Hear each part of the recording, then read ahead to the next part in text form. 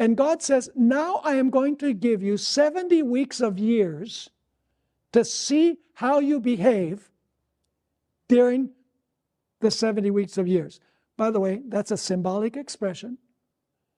See, many people make the mistake of making the time periods of Daniel Revelation literal. They say, oh, times, and the dividing of time. Well, that's 3.5 years. So it must be the Antichrist is going to rebuild the temple and sit in the temple for 3.5 literal years. We're dealing with symbols. How many of you, if I plan to come back here in 3.5 years, what would you say if I said, I'll see you in times, and the dividing of time? It's also expressed as, I'll see you in 1,260 days. Or I'll see you in 42 months. You say, I'm crazy. Why just not say 3.5 years? Because these expressions are symbolic. In Bible prophecy, a day equals a year.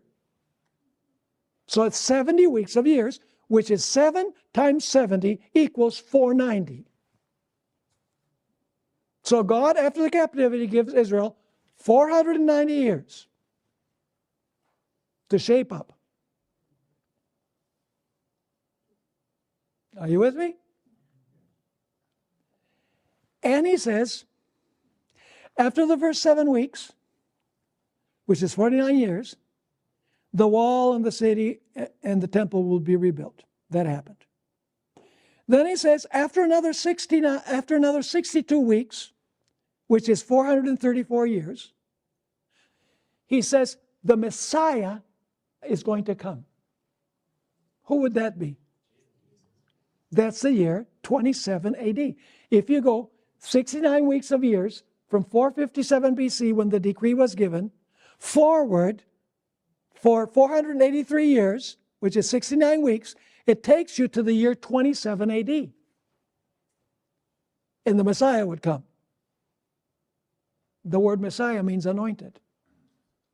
When was Jesus anointed? When he was baptized. So you have the date for his baptism. Then the prophecy says, in the middle of the last week, in other words, 3.5 years after his baptism, Messiah will be cut off. In other words, Messiah would be killed. The year 31 AD. Christ was killed. The Messiah. And then 3.5 years later, the Jewish Sanhedrin, the ruling body of the Jewish nation, stoned Stephen, the first Christian martyr.